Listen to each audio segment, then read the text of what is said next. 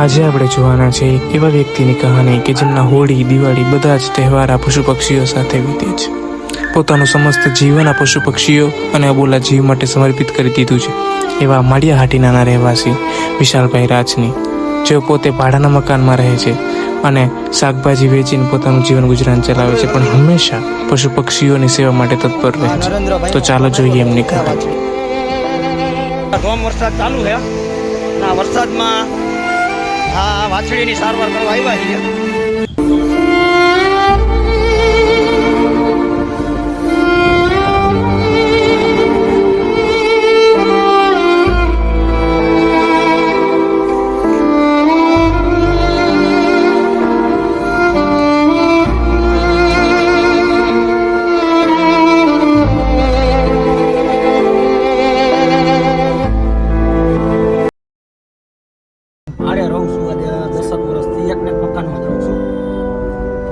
શાકભાજીનો ધંધો છે રેકડી ઉપર. શાકભાજી વેચી એમાં જે કઈ પૈસા મળે એમાં થોડું ઘણું ઘર રાખવું અને બાકી બસ આ જો ગૌ સેવા છે, શ્વાનની સેવા છે, કોઈ પક્ષીની સેવા છે એ કરું છું. એનું કારણ કે મને બહુ દુઃખ થાય એટલે જે ક્યાંય બીમાર હોય ગૌ માતા કે નંદી કે મને ફોન એટલે હું તરત જ ત્યાં જાઉં. કારણ કે બસ મને અંદરથી એવું દુઃખ જ થાય કે ભાઈ હું ત્યાં ગયા જાઉં અને આને જે તકલીફ છે એ તકલીફમાંથી એને રાહત મળે એવી ઈચ્છા લઈને હું જાઉં અને મળી પણ જાય છે. ભગવાનની દયા છે આ કાર્ય હું કરું છું. એમાં ભોળાનાથ મારી હારે છે. કેમ કે આજે હું ઘણું બધું કામ કરવા માંગ્યો હતો. હા, તો વિશાલભાઈ, તમે કેટલા ટાઈમથી આ બધું કામ કરો છો, ગૌ સેવાનું ને બધું? હું અત્યારે છેલ્લા 3-4 વર્ષથી કરું છું. હા, અને આમ ગણો તો પેલાના સમયથી ઘણા 8-9 વર્ષ લગભગ થઈ ગયા. બરાબર. અત્યારે મને ઓછી ખબર પડતી અને હવે વધુમાં વધુ કરું છું. બરાબર. તમે મુખ્યત્વે પશુપાલન જે હોય એ લોકોને સેવાનું કામ કરો છો ને? કૂતરા, ગાય બધાને? હા, શ્વાન હોય, ગૌ માતા હોય, નંદી હોય, કોઈ પક્ષી હોય બીમાર, ઘાયલ.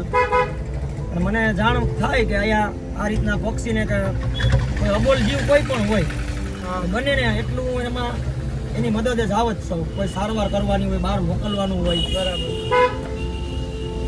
પોતે તમે એટલા વર્ષથી કામ કરો તો તમારે પૈસાનો ખર્ચો પણ થયો છે, તો તમે લોકો પાસેથી લ્યો, ટ્રસ્ટ દ્વારા લ્યો કે તમારા સ્વ ખર્ચે કરો? ના, સ્વ ખર્ચે. સ્વ ખર્ચે એટલા વર્ષથી કરો? શાકભાજીની વેકડી છે ને આપણે, એમાં ભગવાન જે દે એમાંથી ઘર ખર્ચ કાઢવું અને સેવામાં વાપરું.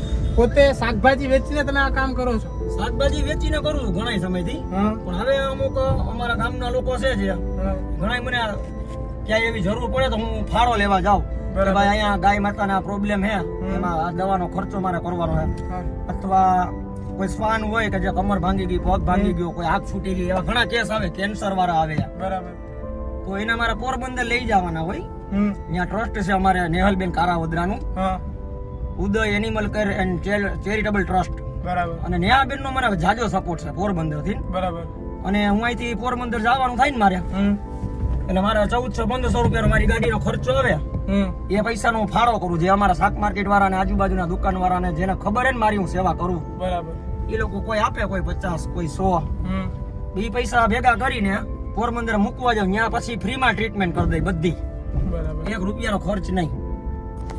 વિશાલભાઈ, તમે પોતે શાકભાજી વેચો અને આ બધું કામ કરો એટલા વર્ષો થયા, તો કદાચ તમારે પણ ખર્ચો થયો છે, તો અંદાજે કેટલા રૂપિયાનો ખર્ચો તમે કરો? કદાચ વધારે સમજો ને 5-5.5 લાખ રૂપિયા મેં વાપરો છે અત્યાર સુધીમાં. અને હવે છેલ્લા થોડા સમયથી હવે ફાળો કરવા માંડ્યો, કેમ કે મારી પાસે પૈસા ખાલી થઈ ગયા, મારે સેવા કરવી છે. પોતે શાકભાજી વેચી 5-7 લાખ રૂપિયા પશુ માટે વાપરા. જો આવા લોકોને આપણે સપોર્ટ કરવો જોઈએ વધુમાં વધુ. તમારે આ જે ઇકો છે એ લઈને સમસ્ત ગુજરાતમાં જાઓ, પૂરા ગુજરાતમાં જાવ છો કે માળી હાટીના પૂરતું જ? ના, અમારા માળી હાટીના તાલુકો, પછી આગળ જુનાગઢ જવાનું હોય, પછી પોરબંદર જવાનું હોય. મારી ગાડી લઈને જ. શાકભાજીની રેકડી પાછી મારે બંધ કરવી પડે, હું જાવ ને તો. એટલે ક્યાંય પણ તમને ગુજરાતમાંથી ફોન આવે કે આ પશુને કઈ પ્રોબ્લેમ છે તો તમે એને સારવાર પહોંચાડી શકો? બધી સારવાર ના પહોંચાડી શકે, પણ આપણે કોન્ટેક્ટ કરીએ આગળ. એવી રીતના થોડીક મહેનત કરીએ તો કદાચ બની શકે તો થઈ જાય. તમને આવું લાગ્યું કેમ કે આપણે પશુ માટે આવું કરવું જોઈએ? બસ મને લાગણી છે, દુઃખ જે હોય ને, પીડાતું હોય ને, એ મારાથી જોવાય નહીં. મને આંખમાં પાણી આવી જાય. તો આપણે તમારા ઘરે પહોંચી ગયા છે? હા, મારું થોડો દૂર છે ઘર. બસ વિશાલભાઈ આ ગલીઓમાં રહી છે.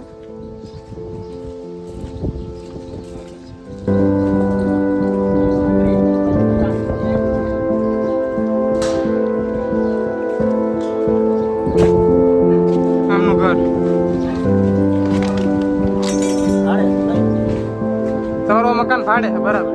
હારે રહે હા, તો પોતાનું કોઈ મકાન જ નથી?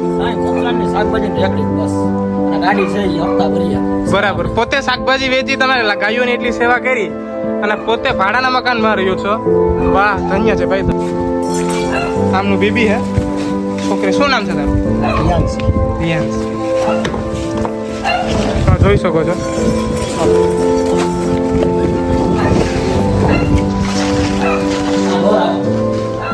આમનું ઘર, પોતે ભાડાના મકાનમાં રહે છે અને તેમ છતાં આમની ભાવના જુઓ કામ કરવાની.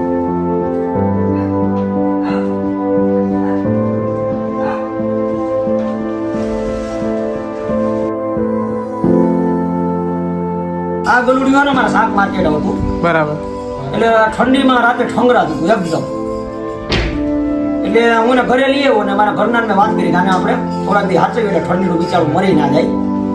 જેદુનું અને અમે લઈ આવ્યા ને પછી અમને ભાવના વધારે થઈ કે બાને રાખવું. અત્યારે મેં દીકરાની જેમ રાખ્યા અને થોડો સમય ગયો ને મોટું થવા માંડ્યું પછી એને સ્કિનનો પ્રોબ્લેમ થયો. આ સ્કિનનો પ્રોબ્લેમ છે ને, આખા વાળ ખરી ગયા શરીરમાં, આખા.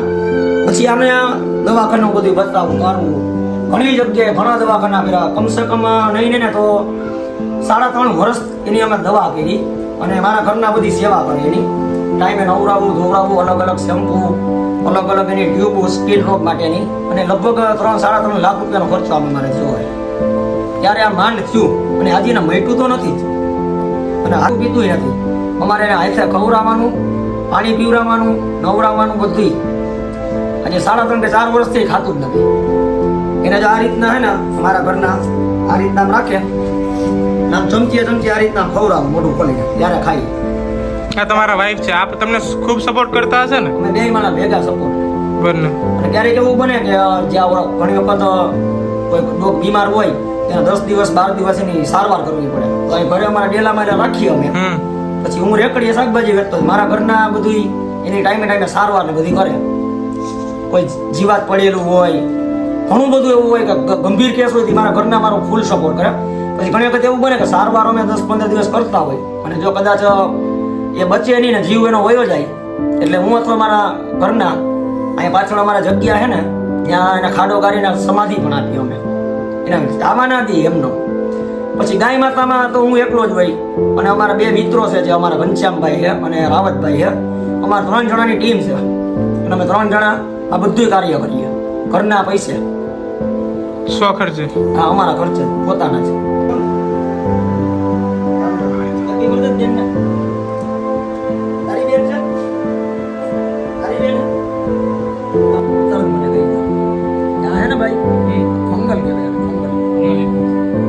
આપણી ભાષામાં ખો ગઈ ને 3.5 વર્ષ દવા કરાવી.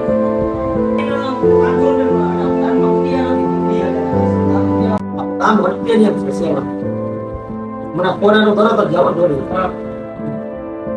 આનાથી શરૂઆત કરી મુખ્ય મેન મારા મેન પેલું પગજ બાર અંદર કે કઈ સ્ટેશનમાં તમે કરી 4 વર્ષ એટલે 2019 માં શરૂઆત કરી. એમ તો કરતો જ પેલા ઓછા પ્રમાણ. આ જ્યાંથી અમારી દુનિયામાં આવ્યું ને અનુભૂત ગયું ને અને જ્યાં ભાઈ ચામડી ફાટે ને લોહીના પદુરો નીકળે ને એની અંદર રસી ભરાય ઈ ત્યાંથી અમને એમ થયું કે નહીં આ બીજા જનાવર નું થતું. મારા બહાર ગામ જવું ને મારા ગાડીનું ભાડું આવે ને કે ભાઈ 4-5 દિવસનું ભાડું હોય તો 5 દિવસ તમે અમારે ભેગા આવો પડે. રાજસ્થાન દાખલા તરીકે જાવ હું ના પડતું 5 દિવસ સુધી હું ત્યાં વયો જાય ભાડું લઈને. અહીંયા ગાય તો બીમાર હશે, નંદી બીમાર હોય કે ડોગ બીમાર હોય, મારા વગર શું થાય? હું નહીં પૂછું તો અહીંયા એ બિચારાને કેવી તકલીફ થાય એમ. તો આવી હતી કંઈક વિશાલભાઈ રાજની કહાની. આજના સમયમાં આવા પશુ પ્રેમીઓ બહુ ઓછા જોવા મળે છે. તમે એમનો સંપર્ક કરી શકો છો અથવા અમારો સંપર્ક કરી શકો છો જેથી અમે આવા વધુ લોકોની સહાયતા કરી શકીએ. અમારી ચેનલને સબસ્ક્રાઈબ કરો, લાઈક, કમેન્ટ અને શેર કરજો.